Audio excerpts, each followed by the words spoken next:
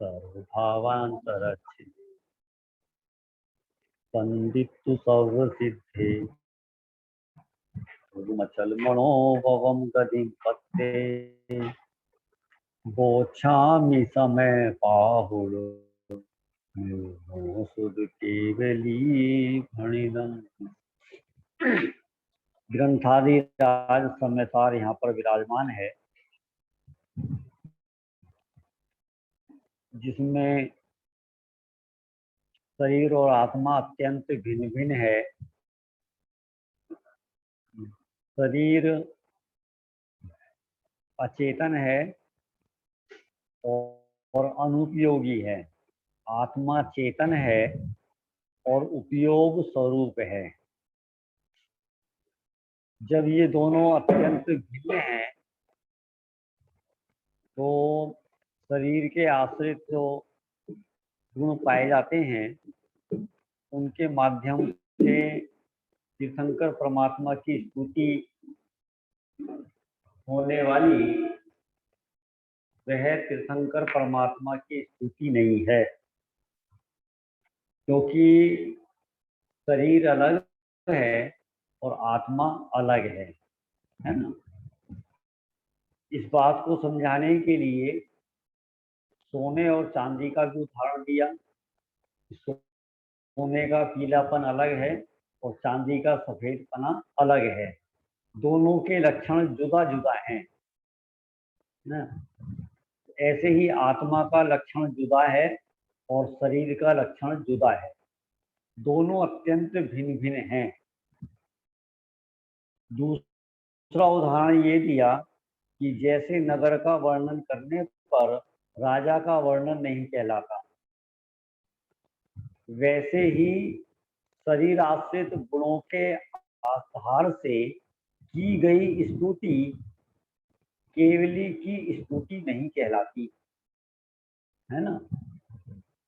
फिर भी व्यवहार से माने जो स्तुति करने वाले हैं ऐसे छद्मस्तों को ना तो अपना आत्मा दिखाई देता है और ना ही तीर्थंकर परमात्मा का केवली भगवंतों का आत्मा दिखाई देता है। वे तो शरीर आश्रित गुणों के आधार से स्तुति करके अपने आप को धन्य मानते हैं, है ना। फिर प्रश्न ये भी आया था कि जो व्यवहार है वह अभूतार्थ है, असत्यार्थ है, और देह आत्मा नहीं है। फिर देह आश्रित गुणों के माध्यम से की गई स्तुति का कोई फल भी है या नहीं है, कोई लाभ भी है या नहीं है ना। क्योंकि शास्त्रों में भी देह आश्रित गुणों के आधार से तीर्थंकर परमात्मा की स्तुति की गई है ना। तो कहते हैं कि इतना तो लाभ होता है कि उनकी शांत मुद्रा को देखकर अपने परिणाम भी शांत हो जाते हैं, उनकी वीतरागता को देखकर अपने को भी वीतरागता के परिणाम हो जाते हैं। ये बहुत बड़ा लाभ है। ये चर्चा करते हुए हम 25 और 26 नंबर के कलश पर पहुंच गए। पेज नंबर है 63 और कलश नंबर है 25 और 26। ये दोनों कलश अपन ने कल पढ़ लिए थे और थोड़ी सी अपन ने इन पे चर्चा भी की थी। 25 नंबर के कलश पर पूरी चर्चा हो गई थी, 26 नंबर का कलश अधूरा था। 26 नंबर के कलश का श्लोक अपन पढ़ते हैं, ठीक है, सभी को मिल गया। जिनेन्द्र का रूप उत्कृष्टतया जयवंत वर्तता है, जिसमें सभी अंग सदा अविकार और सुस्थित हैं, जिसमें जन्म से ही अपूर्व और स्वाभाविक लावण्य है, जो सर्वप्रिय है और जो समुद्र की भांति क्षोभ रहित है, चलाचल नहीं है। माने जो भगवान का रूप है, अब रूप तो देह का है ना, आत्मा को तो है नहीं, तो उस रूप का वर्णन किया है जिनके सभी अंग निर्विकार हैं, माने विकार से रहित हुए हैं, है ना। माने ऐसा नहीं होता कि कोई पेट आगे निकला हो या कोई बोना हो, ठीक है, सर्वांग सुंदर होते हैं ऐसा, माने जिनके अंगों में भी कोई विकार नहीं है ऐसा, सुस्थित हैं, माने यथा स्थान है, जैसे होने चाहिए वैसे हैं। ख्याल में है ना। शुभ शुभ संस्थान का क्या नाम है? शुभ संस्थान समचतुर संस्थान, ठीक है ना। समचतुर संस्थान के धारी ऐसा, इसको कहते हैं सुस्थित हैं, जिसमें जन्म से ही अपूर्व और स्वाभाविक लावण्य है। और वो मतलब तीर्थंकर परमात्मा का जो बालक बच्चा अवस्था होती है ना, तो जन्म से ही अपूर्व है। कैसी अपूर्व है कि जो सबको प्रिय है, माने वो तीर्थंकर के जीव जो बालक अवस्था में होते हैं तो सारे जगत को प्रिय लगते हैं, और इतने प्रिय होते हैं कि अपूर्व, माने उन जैसा कोई दूसरा नहीं होता। माने सारा जगत ये कहता है उनको देख देखकर, अहो ऐसा बालक को हमने आज तक नहीं देखा, इतना सुंदर बालक को हमने आज तक नहीं देखा, ठीक है। ऐसे अपूर्व लावण्य को धरते हैं, और जो समुद्र की भांति क्षोभ रहित है, माने उसमें विकार नहीं होते। आज विकार है, कल निर्विकार है, फिर विकार हो गया, कभी खांसी है, कभी जुकाम है, कभी बुखार है, ऐसा कुछ नहीं होता है। इस प्रकार शरीर का स्तवन करने पर भी उससे तीर्थंकर केवली पुरुष का स्तवन नहीं होता। माने इन दो कलशों में अमृत चंद्राचार्य ने तीर्थंकर परमात्मा के शरीर का वर्णन किया, माने शरीर के वर्णन के आधार से स्तुति की है ना। तो वो कहते हैं कि इस प्रकार से स्तवन करने पर, जैसा हमने 25 और 26 नंबर के कलश में स्तवन किया है, इस प्रकार से स्तवन करने पर भी तीर्थंकर केवली का स्तवन नहीं होता, ये उनका स्तवन नहीं है।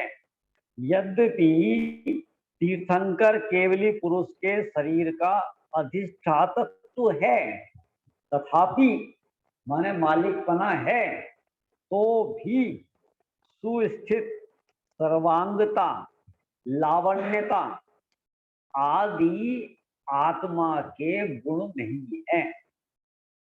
अब जो समचतुर संस्थान है, वज्र वृषभ नारद सेनन शरीर है, परम औदारिकता है, ठीक है, ये लावण्यता है, इन सब चीजों का तीर्थंकर से कोई लेना देना नहीं है। ख्याल में है ना।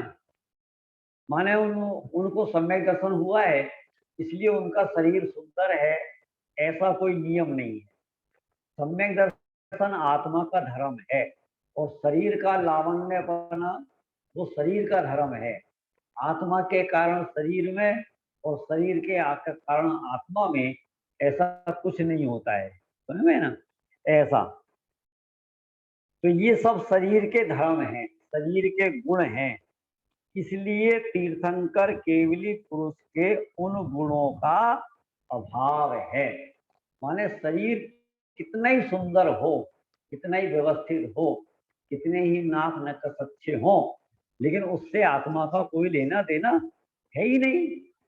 शरीर सुंदर हो तो आत्मा जल्दी सम्यक दर्शन कर सके, और शरीर बदसूरत हो तो आत्मा को सम्यक दर्शन में कोई तकलीफ हो, देर से कर सके, ऐसा कोई नियम नहीं है ना। माने शरीर कैसा भी हो, उससे आत्मा पे कोई प्रभाव नहीं पड़ता है। ख्याल में आ रहा है कि नहीं आ रहा है? ऑनलाइन जो लाभ ले रहे हैं सब लोगों को समझ में आ रहा है कि नहीं आ रहा है? विपिन भाई, विवेक बिहार, ठीक है, स्पष्ट है ना? है कोई बिंदु, कोई पॉइंट ऐसा हो कि जो आपको समझ में नहीं आ रहा हो, तो आप है ना प्रश्न कर सकते सकते हैं, है ना भैया? अभी तो ये प्रकरण सरल ही है। हाँ बोलो मानसी। जब बोलो तीर्थंकर बोलो। गृहस्थ अवस्था में होते हैं तो उनका कौन सा गुण स्थान होता है? तीर्थंकर गृहस्थ अवस्था में होते हैं तो पांचवा गुण स्थान था है शायद तीर्थंकर का गृहस्थ अवस्था में है, तो 4 से 5वां कहाँ है?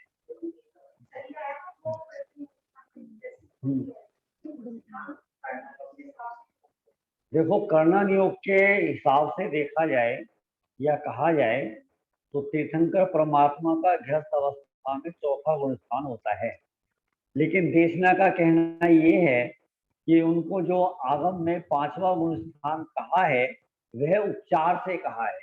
उपचार से कहने का क्या मतलब है कि बाहर में जो उनकी जितनी भी शुद्धि होती है, जितना विवेक होता है, बहिरंग आचरण होता है, वो बिल्कुल पंचम गुण स्थान जैसा होता है। माने बहिरंग क्रियाएं जैसी होती हैं, जैसे खाना पीना है, जो आपकी प्रतिमाएं है ना, प्रतिमाएं रात्रि भुक्ति त्याग है आदि आदि जो भी प्रतिमाएं हैं, ठीक है, बहिरंगता से देखा जाए तो उनमें इतनी विशुद्धि होती है, इतनी पवित्रता होती है, बिल्कुल वो पंचम गुण स्थान जैसी ही होती है ना, ऐसा। हाँ ठीक बात है, ठीक बात है, ठीक है। माने 63 के 63 लाख पुरुष सीधे दीक्षा लेते हैं, सीधे, माने तो वो भैया प्रतिमाएं धारण नहीं करते। तो चौथा गुण स्थान माने क्या भैया गृहस्थ अवस्था में तीर्थंकर का? हाँ बिल्कुल बिल्कुल बिल्कुल, चौथा गुण स्थान तो पक्का है, 63 इसको तो शलाका मानना ही महापुरुषों पड़ेगा। का? 63 शलाका पुरुषों का? नहीं 63 लाख नहीं, ये तो तीर्थंकर का कहा है। मानसी का पूछना ये क्या 63 लाख पुरुष गृहस्थ अवस्था में चौथे गुण स्थानवर्ती होते हैं?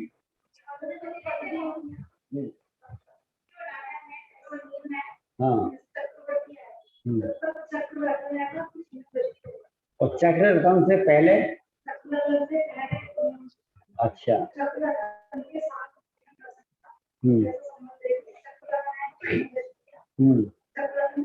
बाकी नारायण प्रति नारायण बलभद्र में ये कैसे? हाँ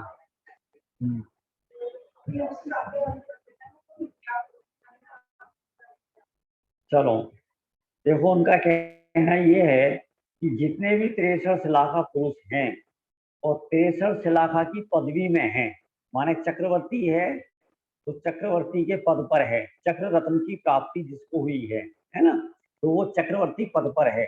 इसी प्रकार से नारायण पृथ्वी नारायण बलभद्र आदि जितने भी महापुरुष हैं 63 शिलाखा के पुरुष, जब जब वो जितने जितने काल में अपनी अपनी पदवी में हैं तब तक उनको चौथा गुण स्थान होता है, सम्यक दर्शन सहित ही होते हैं, ऐसा है ना।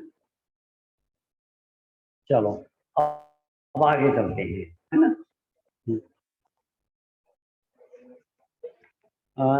अब तीर्थंकर केवली की निश्चय स्तुति कहते हैं, उसमें पहले गे गायक के संकर दोष का परिहार करते हैं।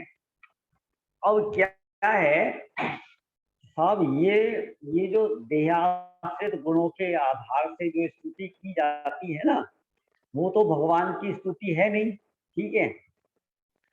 तो प्रश्न ये होता है कि फिर तीर्थंकर परमात्मा की निश्चय स्तुति क्या है? इसका तो आपने निषेध कर दिया है ना। शरीर के माध्यम से जो अपन ने स्तुति करी वो तो भगवान की स्तुति है नहीं, फिर भगवान की सच्ची स्तुति क्या है, निश्चय स्तुति क्या है, ये प्रश्न उठाया। उस प्रश्न के उत्तर में यहाँ पर पहली गाथा आ रही है 31 नंबर की। पहली गाथा में, पहली गाथा से तात्पर्य क्या है? 31 नंबर की गाथा में भी निश्चय स्तुति का स्वरूप है, 32 नंबर की गाथा में भी निश्चय स्तुति का स्वरूप है और 33 नंबर की गाथा में भी निश्चय स्तुति का स्वरूप है। माने भगवान की निश्चय स्तुति क्या है? अब इसमें निश्चय स्तुति में वो ये कहते हैं कि गे गायक के संकर दोष का परिहार करके स्तुति करते हैं। क्या गजब की बात है। जैसे सम्यक दर्शन को सुखी कैसे होते हैं, है ना, सुखी कैसे होते हैं, तो इसका उत्तर क्या दिया जाएगा? सम्यक दर्शन को प्राप्त करके ही सुखी होते हैं। समझ में आया कि नहीं? ये उत्तर दिया। तो प्रश्न ये है कि भगवान की निश्चय स्तुति क्या है, तो उसका उत्तर ये कह रहे हैं, ये ज्ञायक शंकर दोष का परिहार करना ही सच्ची भगवान की स्तुति है। ये ज्ञायक शंकर दोष का परिहार करना, ठीक है। अभी अभी आपको कुछ समझ में नहीं आया होगा, ठीक है, ये ज्ञायक शंकर दोष का परिहार क्या है ना। अच्छा, फिर ये प्रश्न उठ सकता है कि ये ज्ञायक शंकर दोष का परिहार कैसे होता है, तो उसका उत्तर आएगा कि इंद्रियों को जीतने से ये ज्ञायक शंकर दोष का परिहार होता है ना। ये अच्छा कि अब ये ज्ञायक शंकर दोष का परिहार हो गया और इंद्रियों को जीत लिया। यदि आपने ये दो काम कर दिए तो समझना आपने केवली की निश्चय स्तुति की, निश्चय स्तुति की। यदि ये दो काम नहीं हुए हैं, ये ज्ञायक शंकर दोष का परिहार नहीं हुआ और इंद्रियों को नहीं जीता, तो आपने स्तुति नहीं करी, निश्चय स्तुति नहीं करी, ठीक है ना। प्रश्न है ना, प्रश्न के अकॉर्डिंग उत्तर आएगा। प्रश्न क्या है कि केवली की निश्चय स्तुति क्या है, ठीक है, तो उत्तर क्या आया? ये ज्ञायक शंकर दोष का परिहार, ठीक है। अब ये ज्ञायक शंकर दोष का परिहार क्या चीज है? ज्ञायक माने क्या होता है? जानने वाला। ज्ञायक माने जानने वाला, जो जानता है उसको ज्ञायक कहते हैं, ठीक है। अच्छा, जिसको जानता है, जगत के जिन पदार्थों को जानता है उसे ज्ञेय कहते हैं, ठीक है। ज्ञेय और ज्ञायक इन दोनों को एक मानना, इसका नाम है ज्ञेय ज्ञायक शंकर दोष। शंकर माने मिलावट, मिक्सिंग करना, ठीक है ना। तो ज्ञेय माने जगत के पदार्थ, ज्ञेय माने जगत के पदार्थ, जानने में आने वाले पदार्थ। देखो दो ही चीजें हैं, तीसरी कोई चीज नहीं है, दो चीजें हैं, एक ज्ञेय और एक ज्ञायक।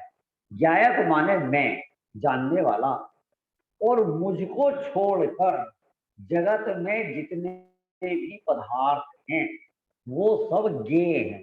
ज्ञेय, ये टेबल है, ये ज्ञेय है कि ज्ञायक है? ज्ञेय, ठीक। क्यों? ये जानती नहीं है, मेरे जानने में आती। टेबल के कारण मैं जानता नहीं हूँ, अपने ज्ञान के कारण जानता हूँ, ठीक है। ना ये जानती है और ना मैं इसके कारण जानता हूँ, ठीक है।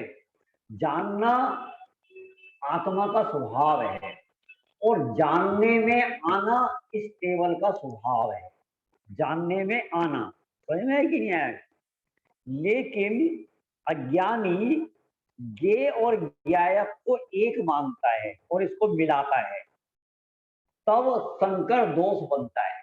अब क्या है, ये टेबल तो आपने बताई, ये ज्ञेय है ज्ञायक, ठीक है।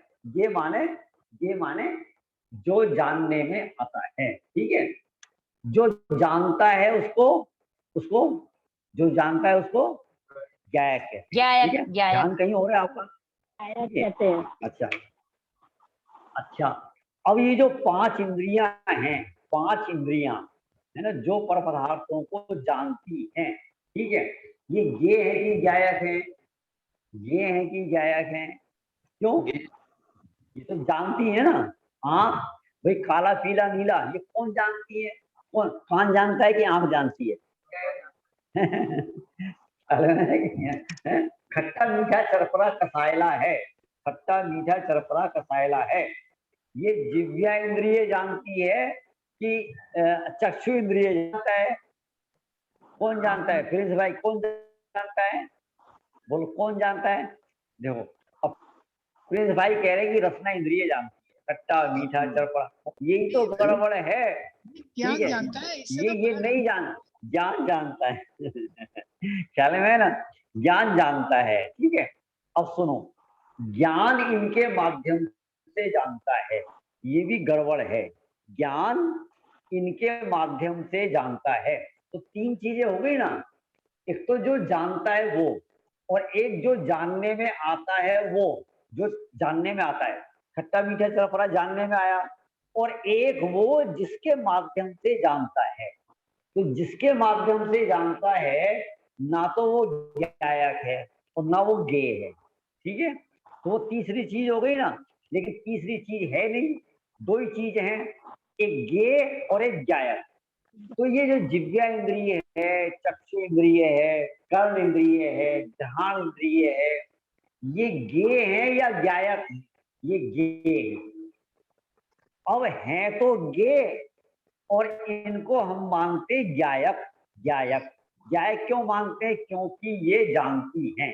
आंख जानती है, कान जानता है, नाक जानती है, जिव्या इंद्रियां जानती हैं। तो ये गड़बड़ है ना, इसका नाम है ज्ञेय ज्ञायक संकर दोष। कंप्यूटर कितना जानता है? कंप्यूटर कितना जानता है? मैं ज्यादा जानता हूं कि कंप्यूटर ज्यादा जानता है? तो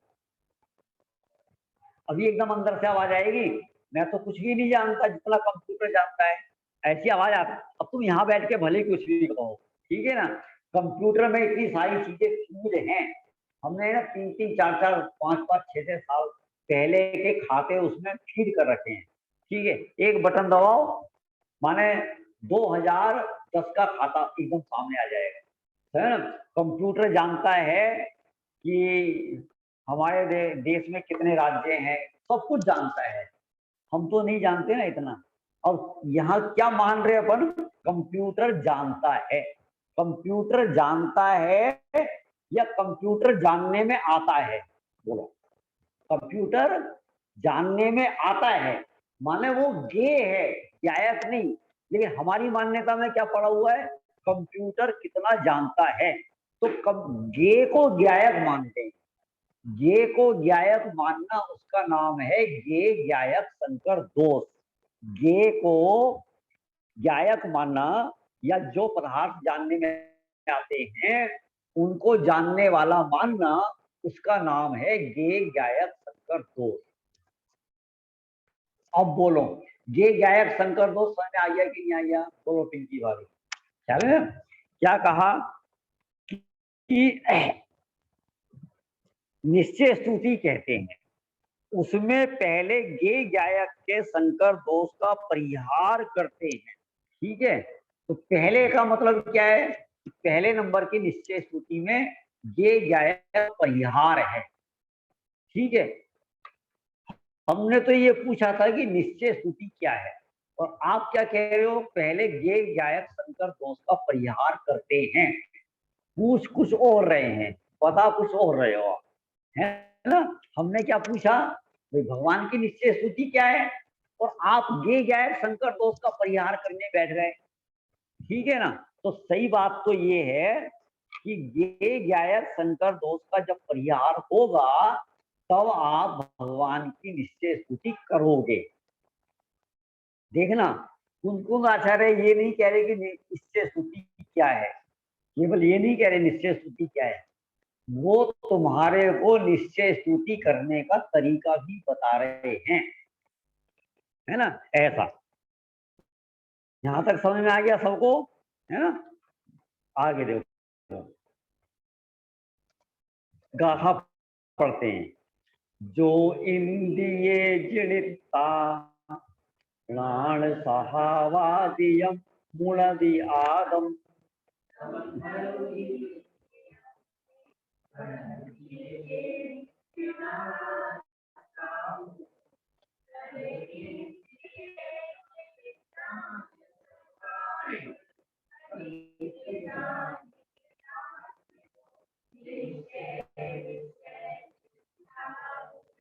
भासे जितेंद्रिय बुद्धि को।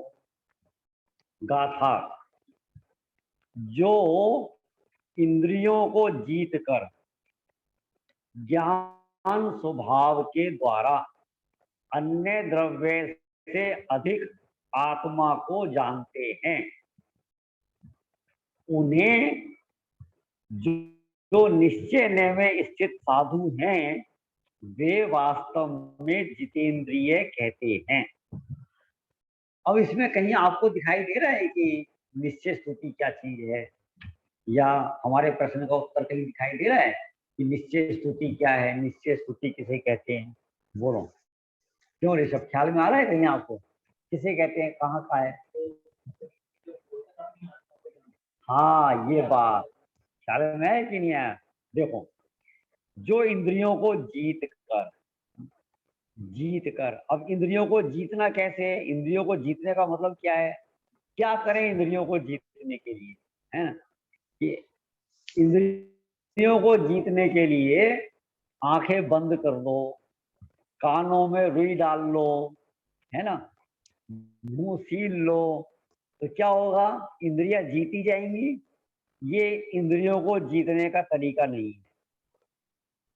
खाना पीना बंद कर दो, टीवी देखना बंद कर दो, कंप्यूटर देखना बंद कर दो, है ना, व्हाट्सएप चलाना बंद कर दो, तो क्या होगा? इंद्रियां जीती जाएंगी। खाना पीना बंद कर दो, चटपटा बंद कर दो, है ना, नीरस भोजन कर लो, तो क्या इंद्रियां जीती जाएंगी? नहीं। साथ में इंद्रियों को जीतने का उपाय बताया है। क्या है कि जब तक तू इन इंद्रियों के माध्यम से सारे जगत को जानता रहेगा तब तक इंद्रियों को नहीं जीता जा सकता। अब ये सारे जगत को जानना बंद कैसे हो? सारे जगत को जानना बंद हम कैसे करें? सारे जगत को जानना बंद, तो वो कहते हैं कि तो इनसे भिन्न, इनसे अलग, है ना, अधिक, यहाँ शब्द दिया है अधिक, तो अधिक का अर्थ यहाँ पर ये है इनसे अलग तू अपने आत्मा को जान ले। इनसे अलग, इंद्रियों से अलग, जो इंद्रियों से जानता है, ठीक है ना, इनसे अलग यदि तू अपने आत्मा को जान लेता है इंद्रियों से भिन्न होकर, तो समझना तूने इंद्रियों को जीत लिया। जिसने एक बार अपने अनुभव के द्वारा इस आत्मा को जान लिया तो अब वह इंद्रियों के माध्यम से जानना नहीं चाहेगा, वो जानना ही नहीं पड़ेगा। इसका नाम है इंद्रियों को जीतना। ख्याल में है ना? क्या कहा? जो इंद्रियों को जीतकर ज्ञान स्वभाव के द्वारा अन्य द्रव्य से अधिक, अधिक माने अन्य द्रव्यों से भिन्न, है ना, इस आत्मा को छोड़कर बाकी जगत के सभी पदार्थ क्या हैं? अन्य द्रव्य हैं। आत्मा को जानते हैं उन्हें जो निश्चय में स्थित साधु हैं। निश्चय में स्थित है का मतलब क्या है? निश्चय के विषयभूत शुद्धात्मा में स्थिर हैं। निश्चय में स्थिर होना माने क्या? निश्चय का विषय क्या है? आत्मा, ठीक है ना। तो निश्चय में स्थित होना माने निश्चय के विषयभूत अपनी आत्मा में जो स्थित हैं, ऐसे साधु वास्तव में जितेंद्रिय कहते हैं। उसको जितेंद्रिय कहते हैं। ख्याल में है ना? तो अब क्या है?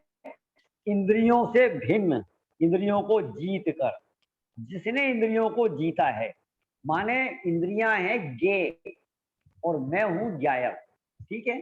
ज्ञेय अलग है और ज्ञायक अलग है, तो इसका नाम हो गया ज्ञेय ज्ञायक संकर दोष का परिहार। ज्ञेय अलग है और ज्ञायक अलग है। बहुत सारे लोग मानते इंद्रियों से ज्ञान होता है, बहुत सारे लोग मानते प्रकाश से ज्ञान होता है, बहुत सारे लोग मानते हैं जिनवाणी से ज्ञान होता है। बोलो, जिनवाणी से ज्ञान होता है कि नहीं होता है? बोलो भाई साहब, जिनवाणी से ज्ञान होता है कि नहीं होता है? हैं? अब निश्चय व्यवहार मत लगाओ, जिनवाणी से ज्ञान होता है कि नहीं होता है? बोलो ठीक की बात है। क्या कहा? जिनवाणी से ज्ञान होता है कि नहीं होता है? देखो, इस बात को कहने के लिए और समझने के लिए कलेजा चाहिए। जिनवाणी से ज्ञान नहीं होता, भगवान की वाणी से ज्ञान नहीं होता।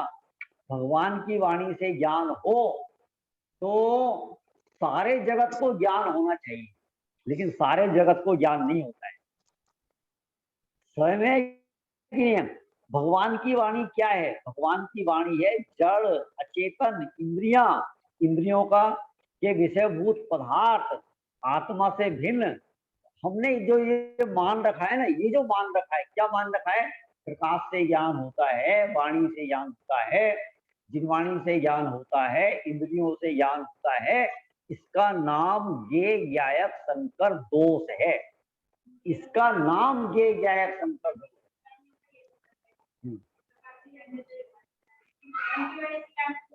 कैसे? हाँ हाँ हाँ, सही बात है। स्वयं है कि इंद्रियों से ज्ञान नहीं होता, ये स्वीकार करना सरल है।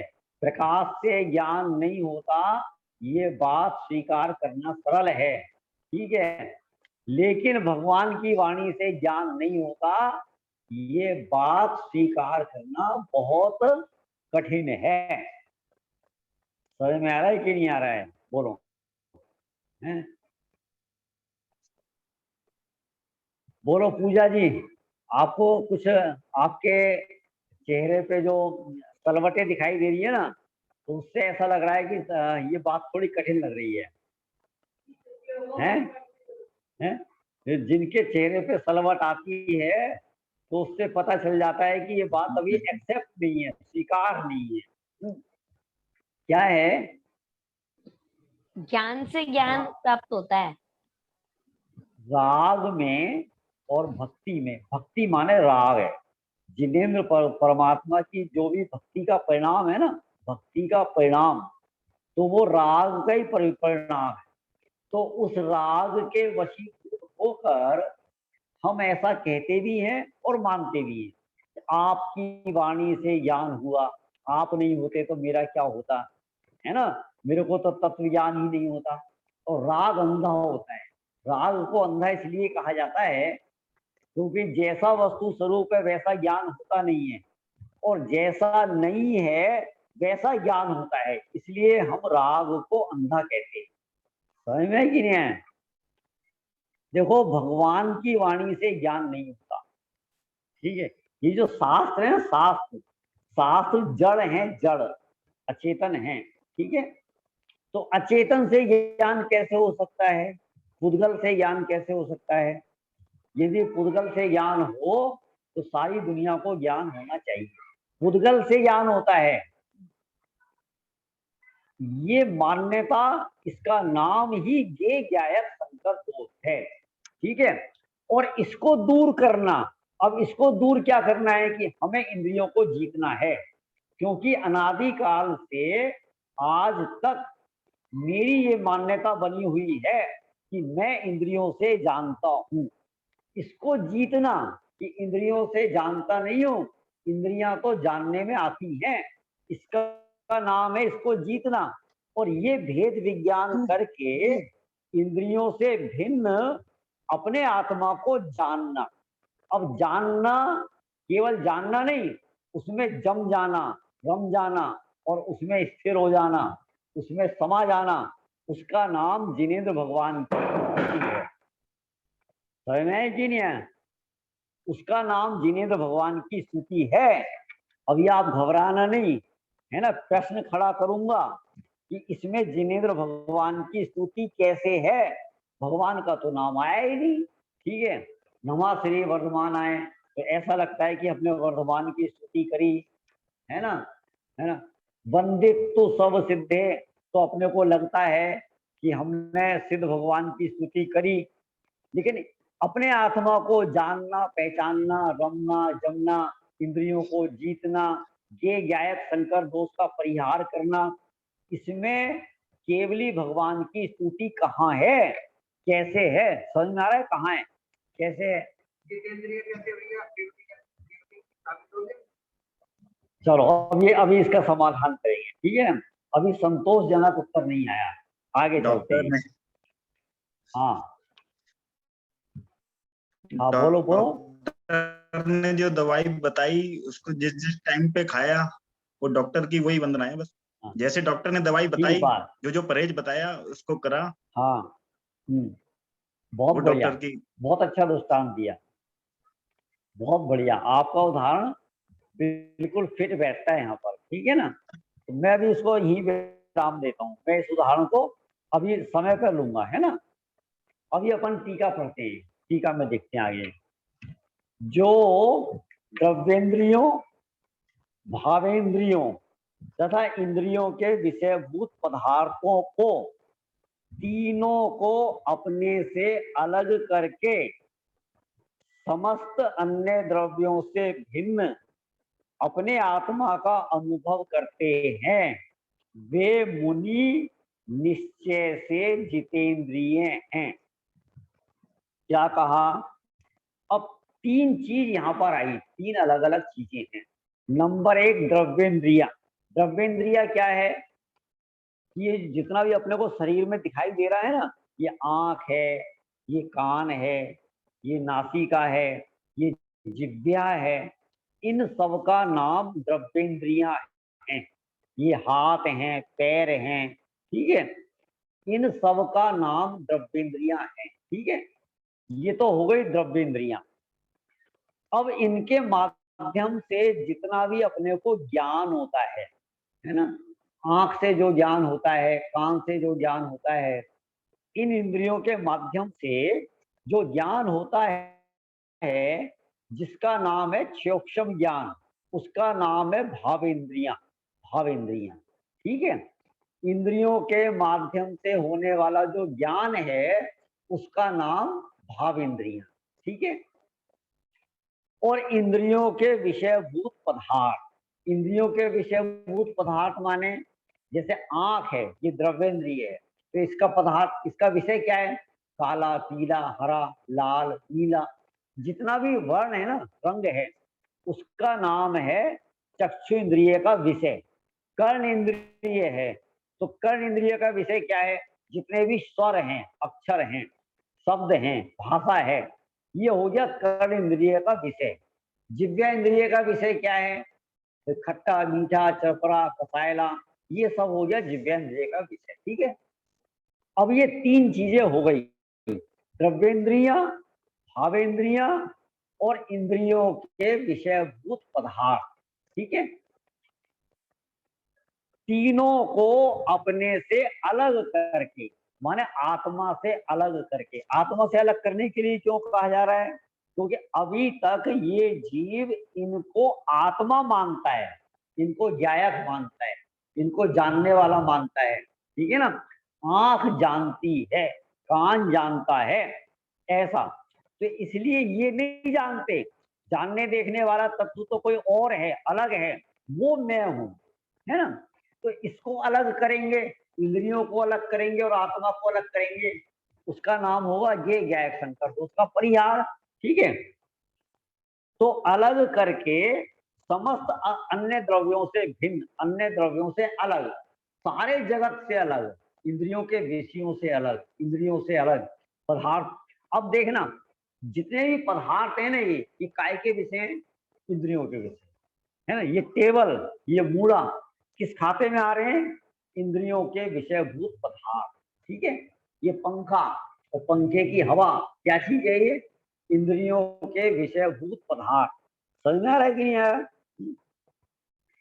तो इनसे भिन्न करके अपने आत्मा का अनुभव करते हैं, वे मुनि निश्चय से जितेंद्रिय हैं।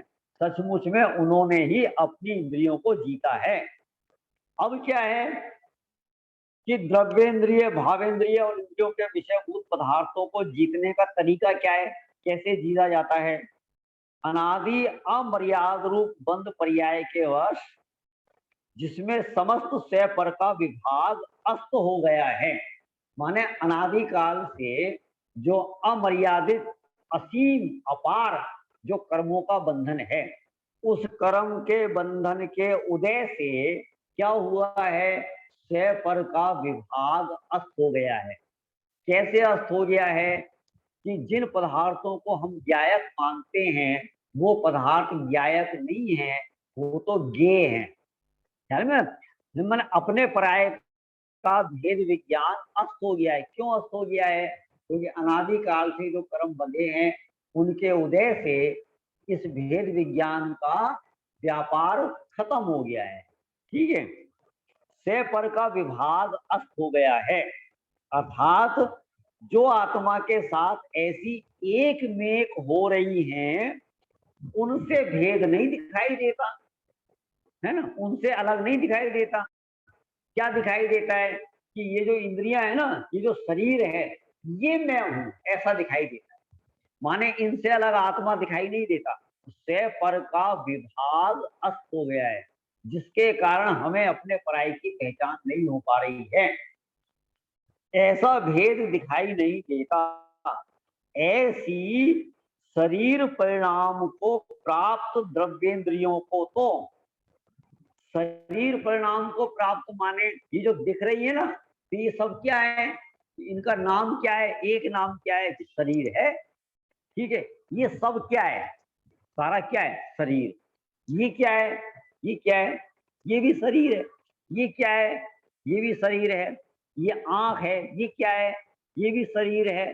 तो ये है शरीर परिणाम को प्राप्त, शरीर परिणाम को प्राप्त द्रव्येंद्रियों को तो निर्मल भेदाभ्यास की प्रवीणता से प्राप्त अंतरंग में प्रकट अति सूक्ष्म चैतन्य स्वभाव के अवलंबन के बल से सर्वथा अपने को अलग किया, सो वह द्रव्य इंद्रियों को जीतना हुआ। अब द्रव्य इंद्रियों को जीतने का तरीका क्या है, भेदाभ्यास। भेदाभ्यास माने भेद ज्ञान का अभ्यास। माने क्या, ये अलग है, मैं अलग हूं, ये अलग है, मैं अलग हूं। इस प्रकार से 24 घंटे का जो अभ्यास है उसका नाम है भेदाभ्यास। समझ में है ना, भेदाभ्यास माने भेद ज्ञान का अभ्यास, है ना। उसकी प्रवीणता से माने चतुरता से, कुशलता से। ऐसा नहीं खाली ज्ञान में जान लिया, ऐसा ही नहीं, बराबर 24 घंटे ऐसा ही विचार, ऐसा ही चिंतन, है ना, उसका नाम है भेदाभ्यास। तो उसके कारण अंतरंग में जो प्रकट अति सूक्ष्म चैतन्य स्वभाव है, चैतन्य स्वभाव कैसा है कि अति सूक्ष्म है। अति सूक्ष्म क्यों है, क्योंकि ये जो शरीर है ना, शरीर और शरीर परिणाम को प्राप्त जो इंद्रियां हैं, ये तो हमारे ज्ञान में जानने में आ रही है, पकड़ में आ रही है। लेकिन जो अपना चैतन्य स्वभाव है वो जानने में नहीं आ रहा। जो जानने में नहीं आ रहा है इसलिए वो कैसा है, अति सूक्ष्म है। माने जो प्रकट है वो स्थूल है और जो अप्रगट है वो सूक्ष्म है।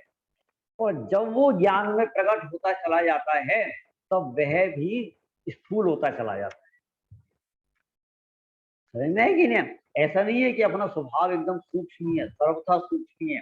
जिस दिन प्रकट में आ गया, पकड़ में आ गया, स्थूल है वो, है ना। अभी हमारे सामने द्रव्येंद्रियां हैं, द्रव्येंद्रियों को जीतने की बात है, द्रव्येंद्रियों से भेद ज्ञान की बात है। इसलिए ऐसा कहा, इंद्रियां स्थूल हैं और चैतन्य स्वभाव सूक्ष्म है। समझ में आई कि नहीं है? 2 का पहाड़ा कठिन होता है कि 19 का पहाड़ा कठिन होता है? वो 2 का पहाड़ा कठिन होता है या 19 का पहाड़ा कठिन होता है? जो याद नहीं होता वो कठिन होता है और जो याद होता है वो सरल होता है। ठीक है, जब तक 19 का पहाड़ा याद नहीं हुआ तब तक कठिन है। ठीक है, अच्छा ऐसा क्या हो गया कि वो सरल हो गया? ऐसा क्या हो गया? कुछ नहीं हुआ, पहाड़ा तो पहाड़ा था, पहले भी जैसा था वैसा ही आज है। लेकिन जब तक हमें याद नहीं था तब तक वो कठिन नाम पा रहा था, याद हो गया सरल नाम। ऐसे ही हमारा जो स्वभाव है वो सूक्ष्म क्यों कहला रहा है, क्योंकि अभी वो हमारे पकड़ में नहीं आया, हमारे ज्ञान का ये नहीं बना, हमारे अनुभव में नहीं आया। और ये जो इंद्रियां हैं, शरीर हैं, ये अनादि काल से हमारे को पकड़ में आ रहा है। समझ में है कि नहीं? इसलिए चैतन्य स्वभाव को यहाँ कैसा कहा, अति सूक्ष्म। तो अंतरंग में प्रकट है तो प्रकट, ठीक है, लेकिन कैसा है, अति सूक्ष्म चैतन्य स्वभाव के अवलंबन के बल से। क्या होगा, जब ये आत्मा के स्वभाव का अवलंबन लेगा तो इंद्रियों का राग छूट जाएगा, है ना। तो उसके अवलंबन से सर्वथा अपने को अलग किया, आत्मा को अलग किया और इंद्रियों को। अभी तक तो क्या है, मेरी आंख, मेरे कान, मेरे बाल, ठीक है, ये मान्यता पड़ी हुई। एक तो ये मान्यता पड़ी हुई, दूसरी मान्यता क्या पड़ी हुई है, मैं आंख से देखता हूँ, मैं कान से सुनता हूँ, मैं जिह्वा से चखता हूँ। तो ये जो मान्यता है ना, इससे भेद ज्ञान करना। और वो भेद ज्ञान कैसे होगा, ये अति सूक्ष्म स्वभाव के अवलंबन, है ना। फिर क्या होगा, ये होगा, ये अलग हो जाएंगे और ये अलग हो जाएंगे। ज्ञान में इंद्रियां जानने में तो आएंगी, परंतु ये मेरी हैं और मैं इनसे जानता हूं, ऐसा जानने में नहीं आएगा। समझ में है कि नहीं आया, ऐसा जानने में नहीं आएगा। इसका नाम है इंद्रियों को जीतना। नीलम जी समझ में आया, नीलम जी, नीलम जी थोड़ा थोड़ा समझ में आया, थोड़ा थोड़ा, ठीक है। अच्छा थोड़ा थोड़ा क्या समझ में आया, थोड़ा थोड़ा जो समझ में आया वो बताओ आप, जो समझ में आया। आपने बताया ना जो द्रवेंद्रियां है, जो हमारी आंख है, नाक है, हाँ ये है, और भावेंद्रियां हाँ आपने बताई जिनसे हम ये जानते हैं, देखते हैं, उस बारे में बताया। लेकिन जब आप बता रहे हो ना नहीं इंद्रियों को नहीं नहीं जीत, नहीं नहीं, गड़बड़ गड़बड़ गड़बड़ गड़बड़ गड़बड़। वही गड़बड़ तो आँख समझ में कान नहीं आ नाक रही। तो सुनो सुनो सुनो, आँख कान नाक द्रव्येंद्रियां बताया, हाँ ठीक है। और इनके माध्यम से जो जानते देखते हैं उसको भावेंद्रिय कहा। हाँ ऐसा नहीं, ऐसा नहीं, ऐसा नहीं, गड़बड़ है, गड़बड़ है। सच्चा सही क्या है, इनके माध्यम से जो ज्ञान होता है, इंद्रियों के माध्यम से जो ज्ञान होता है उसको भावेंद्रियां कहते हैं। जो ज्ञान होता है इनके माध्यम से, जो पदार्थ जानने में जो जाने जाते हैं वो भावेंद्रिय नहीं, इनके माध्यम से जो ज्ञान होता है वो भावेंद्रिय है।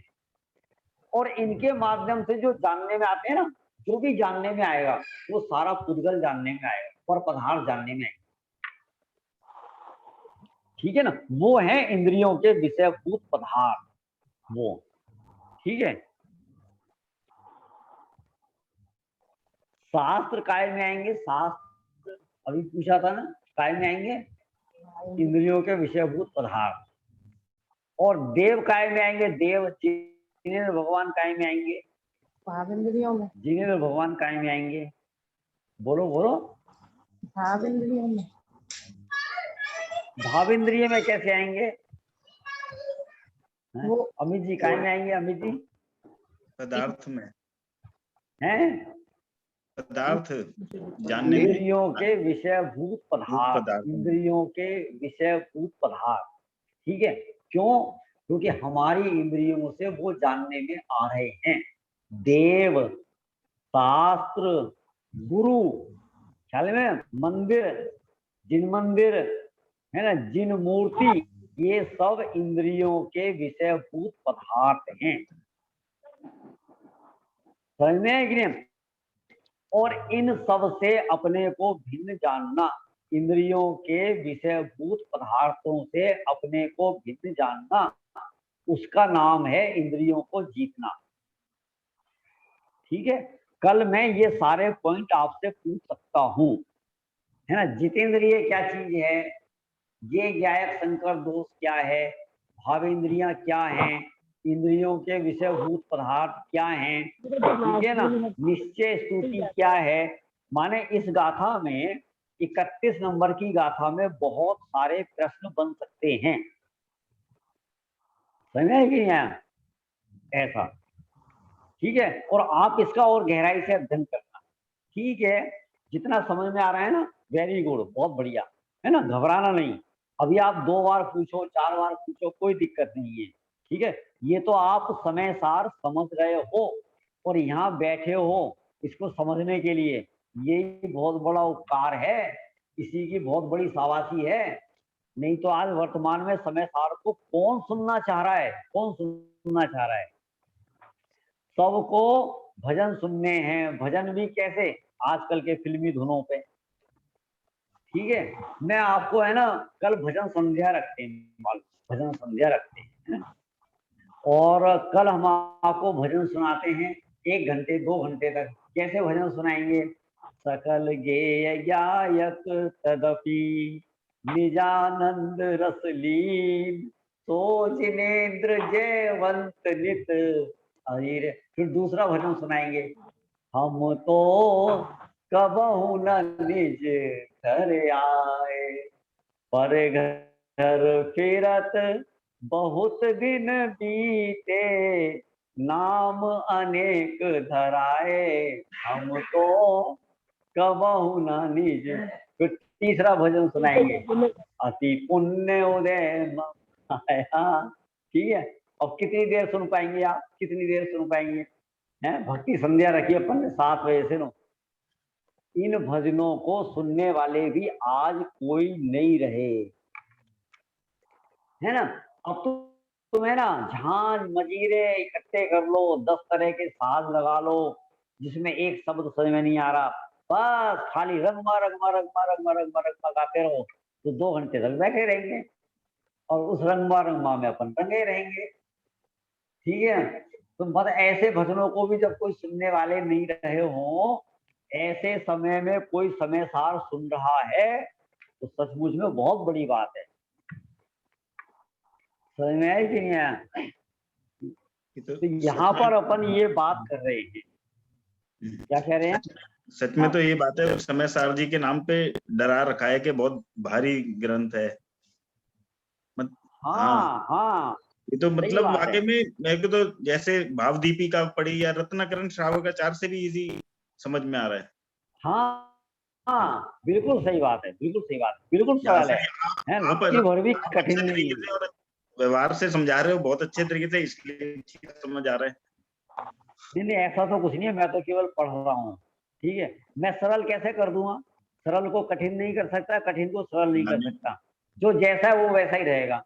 ठीक है, हम कौन होते हैं करने वाले? ठीक है, हम आपका तो भी केवल उपकार पढ़ है, के आप बहुत सुना अच्छे रहे हैं। तरीके से समझा रहे हैं। देखो, हम तो क्या है, शब्द पढ़े, ठीक है, जो शब्द कठिन सा लगा उसका अर्थ बता दिया, खत्म बात। और हमारे घर का कौन सा वो अर्थ है ना, सब सब यही लिखा हुआ है, बाहर से कहीं नहीं है। ये तो आपकी सरलता है, आपकी विशुद्धि है, आपकी मंद कसाय है, जिसके कारण आपको ये समय सार सरल लग रहा है। ख्याल में है कि नहीं? बस समझ में आ गया तो सरल हो गया, नहीं समझ में आया, जब हमने समय सार की पहली कक्षा लगाई थी, पहले दिन अपन ने समय सार प्रारंभ किया था। ठीक है, मुझे आज भी याद है, पहले दिन 70 लोग थे, 70। ठीक है, 70 के बाद 65, 65 के बाद 60, 70 से 17 पे आ गए। कहाँ से कहाँ गए? 70 से 17 पे आ गए, माने इतने तो छट गए। ख्याल में है ना? ये तो प्योर क्रीम लोग बचे हैं, क्रीम लोग। समझ में आई? अब देखो, इतने लोगों को समय सार समझ में नहीं आया। हम यदि सरल करके समझाते हैं और हमारे में कोई ताकत है, तो 70 की 70 बने रहने चाहिए ना। ठीक है, तो क्यों गायब हो गए, क्यों चले गए वो? तो सच्चाई तो ये है, महाभाग्यशाली जीवों को समय सार सुनने को मिलेगा, महाभाग्यशाली जीवों को ही समय सार समझ में आएगा, और उससे महाभाग्यशाली जीवों को समझने का भाव आएगा। ऐसा ठीक है, 1-1 लाख रुपया बट रहा हो तो उसको लेने का भाव तो सारे जगत को आएगा, लाखों लोगों को आएगा। लेकिन समय सार के हीरे मोती लूट रहे हो तो उसको लूटने का भाव हर किसी को नहीं आएगा। अरे हीरे मोती को झेलने की ताकत भी तो चाहिए। आज गली गली में चाय मिल रही है, आप हर तीसरी चौथी दुकान चाय की मिल जाएगी, लेकिन भैंस की दूध की डेयरी हर तीसरी चौथी दुकान नहीं मिलेगी। भैंस के दूध की डेयरी तो माने 100-200 मकान के बाद एक मिल सकती है, 100-200 मकान के बाद, वो भी दिल्ली जैसे शहर में तो बहुत कठिन हो गया। अब वो गली गली में हो जाए, लेने वाले कौन है? चाय पीने वाला तो सारा जगत है, दूध पीने वाले को। ठीक है, अब हमने पूछा भाई साहब चाय क्यों पीते हो, दूध क्यों नहीं पीते हो? कहते पचता ही नहीं है, दूध पचता ही नहीं है। तो पचाने की भी तो ताकत चाहिए ना, है ना। समय सार क्यों नहीं सुनते हो आप? समझ में नहीं आता। समझ में नहीं आने का क्या मतलब है? पचता ही नहीं है और तुम पचा नहीं पाओगे। अभी हमने कहा जिनेंद्र देव शास्त्र मुनिराज ये क्या है? तो ये भी इंद्रियों के विषयभूत पदार्थ हैं। ये कहना बड़े जिगरे का काम है, बड़े जिगरे का, है ना। ऐसा क्या कहा? ये द्रव्येंद्रियों को जीतने का उपाय बताया। द्रव्येंद्रियों को जीतने का उपाय कहाँ से शुरू हुआ? निशान भी लगाते हो, अनादि अमर्याद रूप, यहां से तो शुरू हुआ और कहाँ खत्म हुआ? 1 2 3 4, सो वह द्रव्येंद्रियों को जीतना हुआ। 4 लाइन तक। इन 4 लाइनों में द्रव्य इंद्रियों को जीतने का उपाय। इसके बाद बताएंगे भाव इंद्रियों को जीतने का उपाय और उसके बाद बताएंगे इंद्रियों के विषयों को जीतने का उपाय। जो इस प्रकार से 3 इंद्रियों को जीत लेगा वो जितेंद्रिय जिन कहलाएगा। समझ में आ गया ना? इतना समझ में आ गया ना? हाँ जी, हाँ बोलो। चंद्र प्रभु की पूजा में कहते हैं, चंद्र प्रभु की पूजा में कहते हैं कि इंद्रियों को जीत लिया जितेंद्र में कहा हो, तो ये यही लाइन है। हाँ हाँ बिल्कुल बिल्कुल, यही अर्थ है ना। ये पर्यायवाची लाइन समझ लो आप। ठीक है, अब अपना समय हो गया है ना। समय हो गया है, कल रविवार है, तो रविवार को आज इस 31 नंबर की गाथा पर आप लोग थोड़ा सा और विचार करें, तब ये आपको परसों बिल्कुल सरल हो जाएगी, एकदम समझ में आ जाएगी। ठीक है ना। अभी यहाँ पर अपन विराम देते हैं। अरविंद आज तुम बहुत दिनों में नजर आए हो, क्या बात है, कहाँ खो गए थे? हैं अरविंद, बहुत दिन बाद सामने आया। तुम तो बिल्कुल समय सार को शुरू से पढ़ रहे थे। बीच में 8-10 दिन नहीं कर पाया था, वो 6 डाले की वो छठी डाल पढ़ रहा था। अच्छा अच्छा, और अब वैसे 2 दिन से मैं वीडियो ऑफ करके उन पढ़ रहा था। वैसे चलो बहुत तो 2 बढ़िया, दिन से बहुत जा बढ़िया। रहा था इस क्लास में, लेकिन वीडियो ऑफ करके। क्योंकि तुम शुरू से ही है ना समय सार के नोट बना रहे थे, मुझे इसलिए याद था। चलो कोई बात नहीं। जावाणी के ज्ञान से सूझे लोका लो, सोवाणी मस्तक नमो सदा रे। नमो अरिहंताणम नमो सिद्धाणम नमो आयरियाणम नमो उवध्यायाणम नमो लोए सबसा। सभी को जय हिंद। जय जिनेंद्र भाई साहब। जय जिनेंद्र भाई साहब। जय हिंद सभी को। जय हिंद।